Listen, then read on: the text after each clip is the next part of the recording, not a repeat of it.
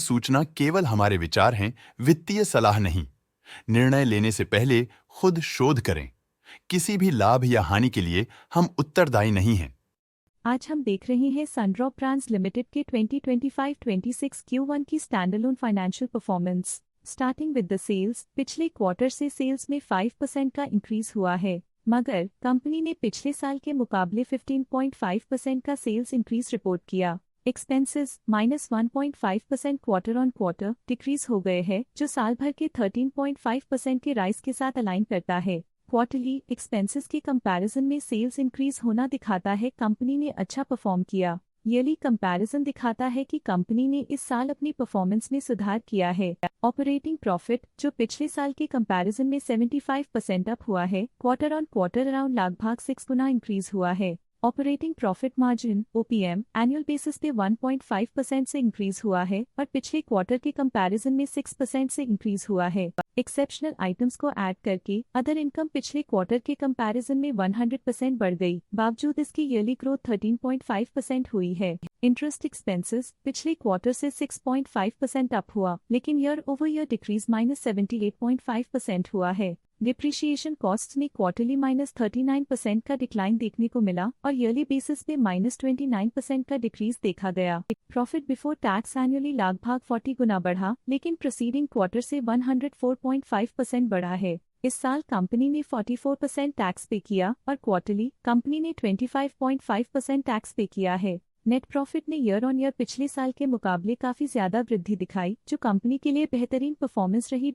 लेकिन last quarter से 104% का इंक्रीज हुआ है। इस क्वार्टर में कंपनी का परफॉर्मेंस काफी अच्छा रहा। वहीं अगर एनुअल एनालिसिस की बात करें तो इस साल कंपनी का परफॉर्मेंस काफी अच्छा था। अर्निंग्स पर शेयर (EPS) में साल भर में पिछले साल के मुकाबले काफी ज्यादा ग्रोथ देखी, जो कंपनी की स्टेलर परफॉर्मेंस को दिखाता है। लेकिन क्वार्टरली में 103% की बढ़ोतरी भी नजर आई। इस क्वार्टर में कंपनी का EPS काफी अच्छा रहा।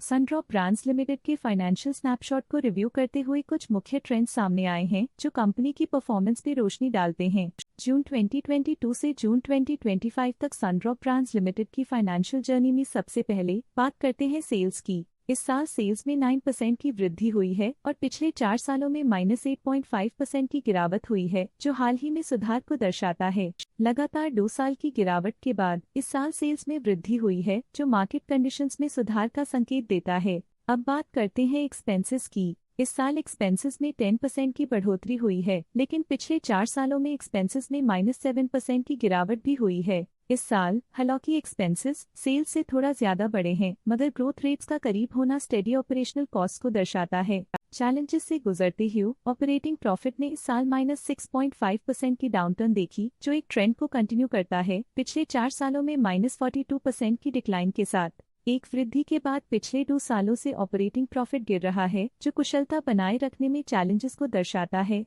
कठिन दौर से गुजरते हुए नेट प्रॉफिट में इस साल -2011% की गिरावट आई है, जो पिछले 4 सालों में -668% की गिरावट के साथ चुनौती पेश करता है। पिछले 2 सालों से नेट प्रॉफिट में गिरावट आई है, जो ऑपरेशनल चैलेंजेस या मार्केट कंडीशंस पर चिंता बढ़ा सकती है। इस साल EPS में 14.5% की वृद्धि हुई, हालांकि पिछले 4 सालों में -66.5% की गिरावट देखी गई है। पिछले साल की गिरावट के बाद इस साल EPS में वापसी हुई है, जो एक सफल फाइनेंशियल टर्नअराउंड को दर्शाता है। चलिए अब बात करते हैं शेयर होल्डिंग पैटर्न की। सनड्रॉप ब्रांड्स की शेयर होल्डिंग रिपोर्ट्स कुछ इस प्रकार की हैं, जो अननोन 2025 के तक चलता है। ये रिपोर्ट कंपनी के शेयर्स की डिटेल्ड जानकारी देता है, जिसमें promoters, promoter groups, foreign investors, public investors और सरकारी एंटिटीज शामिल हैं।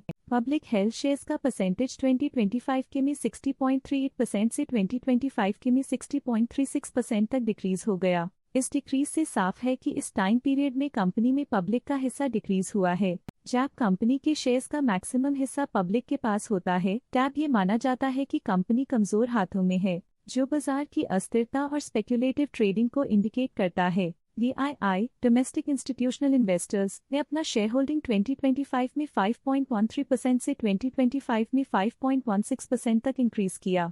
ये बताता है कि डोमेस्टिक इंस्टीट्यूशंस ने कंपनी में अपना इंटरेस्ट 0.03% तक इंक्रीज किया है। फॉरेन इंस्टीट्यूशनल इन्वेस्टर्स की शेयर होल्डिंग में थोड़ा डिक्रीज आया 2025 के से 2025 के में। जो दिखाता है कि फॉरेन इंस्टीट्यूशंस ने अपने स्टेक को क्वार्टर टू क्वार्टर -0.01 से डिक्रीज किया है, जिसे पता चलता है कि उन्होंने अपनी इन्वेस्टमेंट्स को पुल बैक किया है। ये था कंपनी का करंट शेयर होल्डिंग पैटर्न। आज के लिए फाइनेंशियल सेक्टर में इतना ही। देखने के लिए धन्यवाद। स्टॉक लेटेस्ट न्यूज अपडेट के लिए चैनल को सब्सक्राइब करें और वीडियो को लाइक एंड शेयर करें।